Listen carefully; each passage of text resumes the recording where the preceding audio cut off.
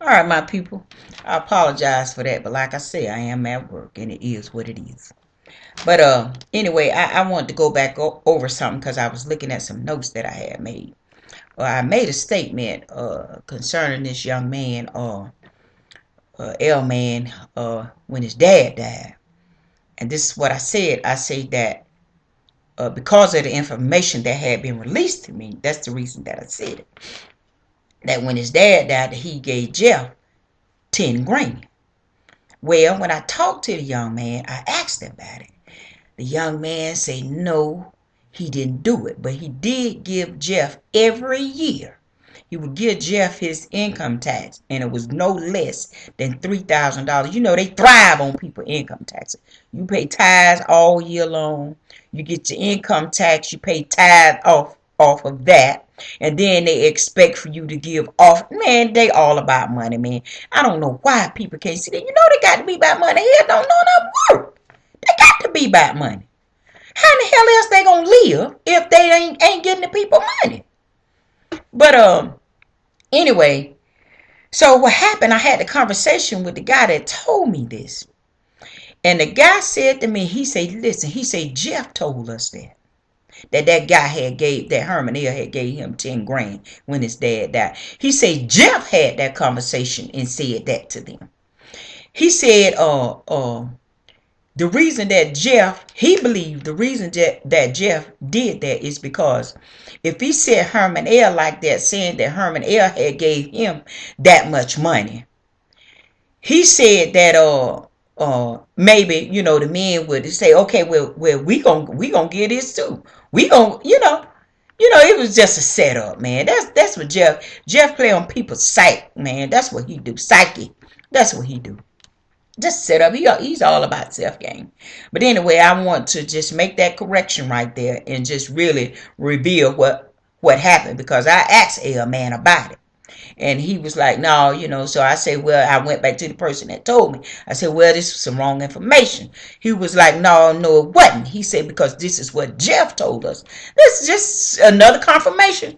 Jeff ain't nothing but a liar and a thief, a trickster. That's all he is, man. Come on, man. But anyway, I got some information. Goddess 1968.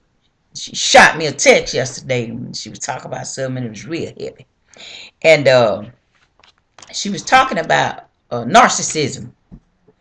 So she was talking about spiritual narcissism and parental narcissism. So what I did a little research on it. And boy, that thing opened up something for me. Yeah, she told me, she said that'll do something right there. So what it did, it opened up something for me. So I got something here I want to read to y'all. It's called Narcissism. It's called Dr. Jekyll and Mr. Hyde. Boy, if that ain't Jekyll, Jeff told us one time, he said, look here, man. He said, I'm Dr. Jekyll and Mr. Hyde. He said, I'll flip on you in a minute. That's what that Negro said, man. And he didn't lie. He was telling us all along about himself, man. But instead of us really seeing him for who he was, or really listening at the words that he was speaking, we was looking at him. Stupid us. But listen, this is what it said. It said the narcissist has the singular ability to present two completely different personas to different segments of people that he interacts with, and to get away with this Dr. Jekyll and Mr. Hyde pattern of behavior. And that is the truth, because once Jeff get behind them walls in his house, man, I don't know who that monster that come up out of him, man. I don't know who that is, man. Especially when he get to drinking that wine.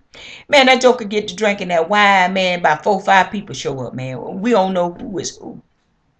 But anyway, it said when in his Dr. Jekyll mode, he is charming, seemingly thoughtful, and downright charismatic. This mode is presented to the general public and individuals he is wooing, whether or not the wooing is personal and even sexual, or purely business or even politics.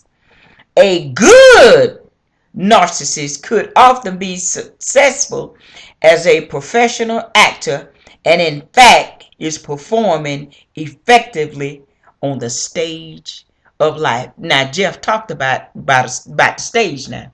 That's what he said, man. He said we performing on the stage. No, but he had it wrong. It wasn't us performing. It's him, his wife, that baby carrier, and his trick whore.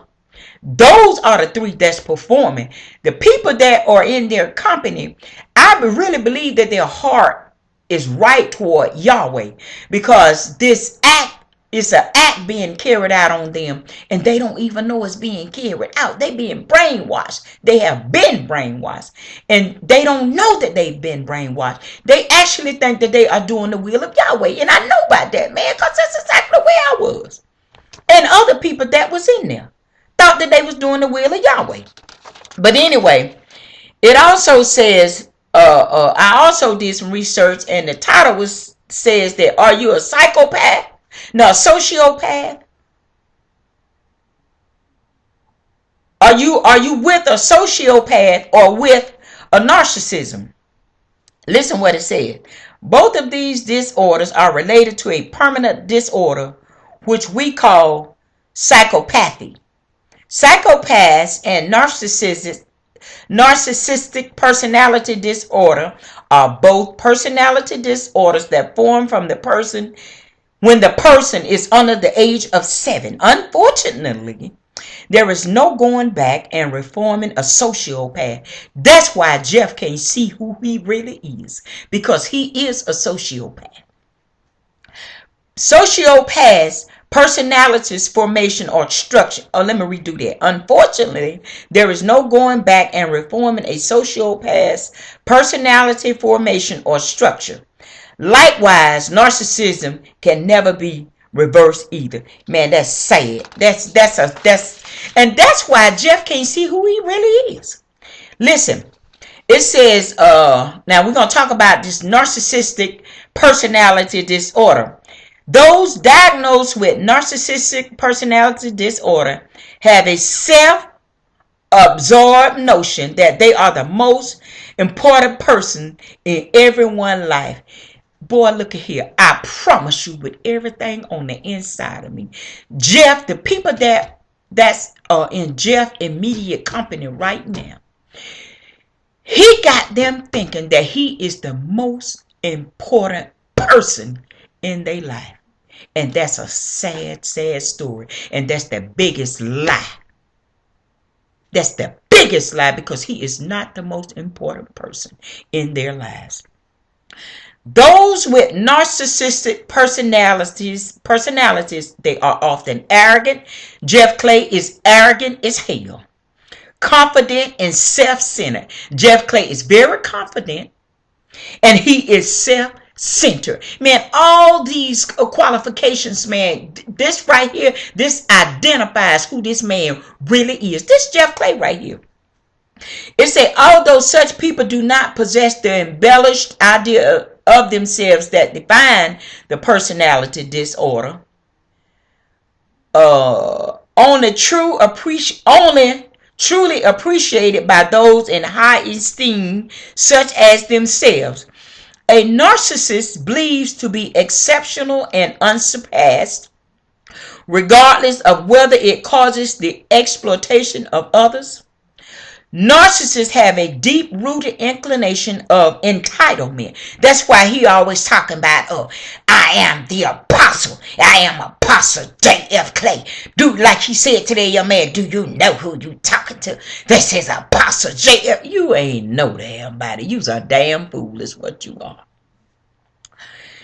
It says they can also be engrossed with grandiose delusions of dominance, success, splendor, and attractiveness. He always talking about people be asking him for his ID, talking about I look like I'm 20. Joker, you done drunk yourself to, you don't look like you know 20, man. Man, people is lying to you, man.